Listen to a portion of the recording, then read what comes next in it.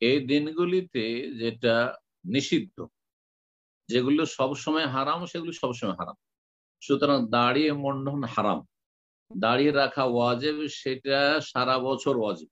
আর দাড়ি মুন্ডন করা, একেবারে ছোট করে নেওয়া, এটি হারাম না যায়, যেটা সব সময় না যায়। জিলহজ মাসের এই 10টা দিনও না যায় হারাম, অন্য সময় হারাম ওনার কাছে। কথা বোঝা গেছে? সুতরাং এই যে প্রচলিত যারা দাড়ি মুন্ডন করেন মুসলিম সমাজের, তারা এই দিনটিতে মনে করেন যে একটু নেকির আশায় এই দিনগুলিতে দাড়িতে হাত দেবো না। এরা 10টা দিন আল্লাহর গোলামি করে, আর বাকি 365 দিন বা 360 দিনের মধ্যে 350 দিন তারা আল্লাহর গোলামি করেন না। শাহওয়াত কুপুরবৃত্তির গোলামি করে। তাদেরকে দাওয়াত দেবো যে সবসময় আল্লাহর গোলামি করতে হবে। ওয়াবুদ রাব্বাকা হাত্তা ইয়াতিয়াকাল ইয়াকিন, রবের ইবাদত করো, রবের আনুগত্য করো, রবের গোলামি পেশ করো, গোলামি প্রকাশ করো, হাত্তা ইয়াতিয়াকাল ইয়াকিন, আজীবন, মরণ পর্যন্ত। আল্লাহ তৌফিক দান করেন এবং আল্লাহ হিদায়াত দান করেন, দিন বুঝার তৌফিক দান করেন। আর যে বিষয়টি বললেন, এটা একটি গুরুত্বপূর্ণ বিষয়, যে আমাদের সমাজে আমরা ছোট থেকে দেখেছি এই দিনগুলিতে জামাই বাবু এসেছে, জামাইকে কেউ ডিম দিয়ে খাওয়াই না, কিন্তু আর হঠাৎ করে তো মাছ পাচ্ছেন হয়তো গ্রামে গঞ্জে, আর মোরগ জবাই করা যাবে না, হাঁস জবাই করা যাবে না, খাসি জবাই করা যাবে না এই দিনগুলিতে। এই যে ধারণা, এটি বেদাতি ধারণা, এটি আকীদাগত বিদআত। কেউ যদি এই ধারণা রাখে যে এই দিনগুলিতে কোনো পশু জবাই করা যাবে না, তাহলে তাদের এই আকীদাটি হচ্ছে বেদাতি আকীদা, তারা গুনাহগার।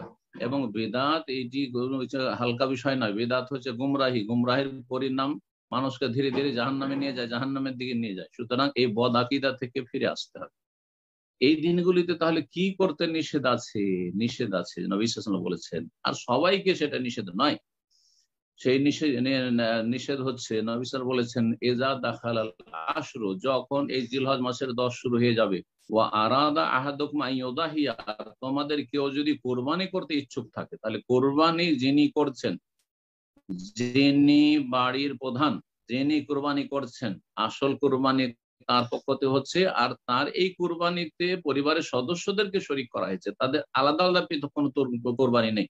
তাহলে এই যে স্ত্রী আছে, ছেলে মেয়ে আছে, তারা কিন্তু এই আদেশের আওতাভুক্ত নয়, বা এই নিষেধাজ্ঞার আওতাভুক্ত নয়। এই নিষেধাজ্ঞার আওতাভুক্ত শুধুমাত্র ওরা, ওয়া আরাদা আহাদুকুম আন ইউদাহিয়া, যেই ব্যক্তি কোরবানি করতে ইচ্ছুক, মালিক,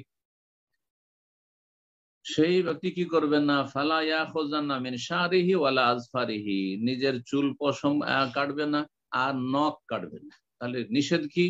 নখ কাটতে পারবেন না, চুল কাটতে পারবেন না। যেই চুলগুলি, যেই পশমগুলি কাটা জায়েজ অন্য সময়, এই 10টা দিনে কাটবে। আর যেই পশম, যেই চুল কাটা সবসময় হারাম, দাড়ি কাটা সবসময় হারাম। সুতরাং এটা এই ক্ষেত্রে প্রযোজ্য নয়। কথা বুঝতে পেরেছেন? আল্লাহ বুঝার তৌফিক দান করুন এবং আল্লাহর সঠিক আমলের তৌফিক দান করুন, আর বিদআত থেকে বেঁচে থাকার তৌফিক দান।